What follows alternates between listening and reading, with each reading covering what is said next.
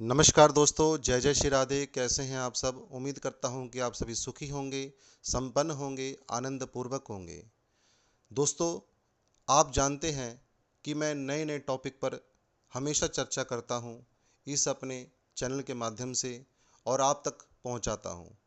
जो भी जानकारी मेरे भीतर गुरुओं द्वारा है, तो वह जानकारी मैं आप सभी के सामने शेयर करता हूं, ताकि हर व्यक्ति इस जानकारी को समझ करके अपने जीवन में इसका लाभ ले सके। तो नमस्कार, मैं हूं एस्ट्रोलॉजर आशीष शर्मा और मेरे इस ज्योतिष चैनल एस्ट्रो 22 में आप सभी का हार्दिक अभिनंदन है, स्वागत है। दोस्तों, आज बात करूंगा मच्छमणि की। मच्छमणि जिसे मकर ध्वज भी कहा जाता है और यह एक दुर्लभ रत्न है और यह प्राचीन काल से ही बहुत महत्व रखता है। इसे धन, समृद्धि, शांति और आध्यात्मिक उन्नति के लिए धारण किया जाता है। दोस्तों, यह राहु के बुरे प्रभाव को कम करने के लिए और मानसिक तनाव को दूर करने के लिए एवं शारीरिक कष्ट को दूर करने के लिए अति उत्तम रत्न माना जाता है। दोस्तों, मच्छमणि समुद्री मछलियों के पेट में पाया जाता है और इसे चांदी में लॉकेट में बना करके पहना जाता है। इस मणि की विशेषता यह भी है कि जो भी व्यक्ति विधि पूर्वक इसको धारण करते हैं, उनके चाहे हजारों शत्रु हों, शत्रु उनका कुछ नहीं बिगाड़ पाते, बल्कि उनको मुंह के खानी पड़ती है। इसे पहनने से कभी भी व्यक्ति को नज़र दोष नहीं लगता, भूत प्रेत बाधा उस व्यक्ति को नहीं सताती, यहाँ तक कि नकारात्मक ऊर्जा पास भी नहीं फटकती। यह किसी की कुंडली में काल सर्प भयंकर दोष भी हो, तो ऐसे काल सर्प दोष से भी इस मणि को सही विधि से पहन करके रक्षा की जा सकती है। इस मणि को कभी भी बिना सही विधि डायरेक्ट धारण नहीं करना चाहिए।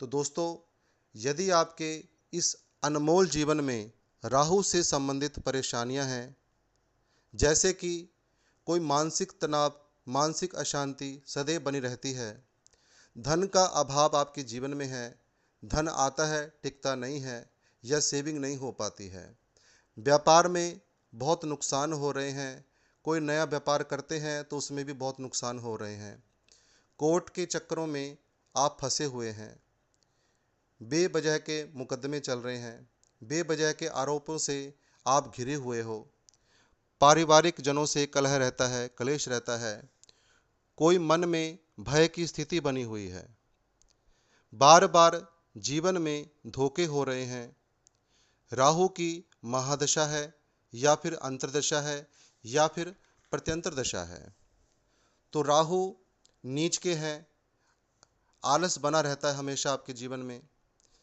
कुछ करने का मन नहीं करता है, समय आपका साथ नहीं दे रहा है, मन में गलत विचार आ रहे हैं, दुख तकलीफ बढ़ती जा रही है।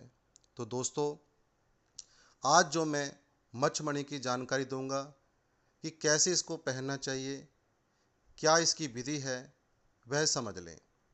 अब मैंने आपको यह तो बता दिया कि किसके जीवन में कैसी प्रॉब्लम आती है, वह व्यक्ति इसको पहन सकते हैं, जो मैंने अभी पीछे बताई हैं, जैसे आलस आना, शारीरिक कष्ट आना, मानसिक तनाव होना, कोर्ट कचहरी के चक्कर हो जाने, घर में तनाव की स्थिति बनी रहना, बार बार व्यापार में विघ्न पड़ने या व्यापार में नुकसान होना, अनेकों प्रकार की बुरी चीज़ों से व्यक्ति की रक्षा करने में सामर्थ्य है मच्छमणि। मच्छमणि पहनते ही व्यक्ति के जीवन में बहुत कुछ उसे मिलना संभव है, चाहे वह धन हो, समृद्धि हो या शारीरिक कष्ट से दूरी हो, हर प्रकार की परिस्थितियों से लड़ने की सामर्थ्य है मच्छमणि में। यह मच्छमणि विधि पूर्वक पहनने से आपके दुख समाप्त हो सकते हैं। अब मैं बताने जा रहा हूँ कि मच्छमणि की विधि क्या है पहनने की। अक्सर लोग किसी प्रकार से भी मंगवा करके उसको धारण कर लेते हैं, लेकिन विधि का किसी को भी नहीं पता होता कि इसकी विधि क्या है पहनने की। जब तक आप सही प्रकार से विधि पूर्वक इसको धारण नहीं करते, चाहे आप लाख मचमणि मंगा करके पहन लें, आपको उसका लाभ नहीं होगा। यह यूँ भी समझ सकते हैं कि यदि आप कोई स्त्री हैं, आप अपने घर में आप कोई सब्जी बना रही हैं, यदि उसमें प्रॉपर नमक, मिर्च, हल्दी इत्यादि सारी सामग्री नहीं होगी तो एक सब्जी का स्वाद नहीं आपको आ पाएगा। इसी प्रकार से यदि मच्छमणि का आपको लाभ लेना है तो इसकी विधि जाननी बहुत ज़रूरी है। तो अब मैं समझाने जा रहा हूँ आपको इसकी विधि, बाद में इसकी आगे चर्चा करेंगे। तो मच्छमणि को किसी भी प्रकार से आप मंगवा सकते हैं। यहाँ मेरी वीडियो के आसपास ही आपको एक लिंक दिख रहा होगा, आप उस लिंक में क्लिक करके भी अच्छी क्वालिटी के मच्छमणि मंगा सकते हैं। अब मंगाने के बाद क्या करना है, जब आपके पास मच्छमणि पहुँच जाए तो आपने क्या करना है, मच्छमणि को एक खुले स्टील के बर्तन में रख लेना है, जैसे कि पतीला होता है या कोई बड़ा बर्तन होता है, उसमें रख देना है जिसमें दूध इत्यादि डालते हैं। तो ऐसे बर्तन में, खुले बर्तन में आप उसको रख दें, बिल्कुल सीधा करके।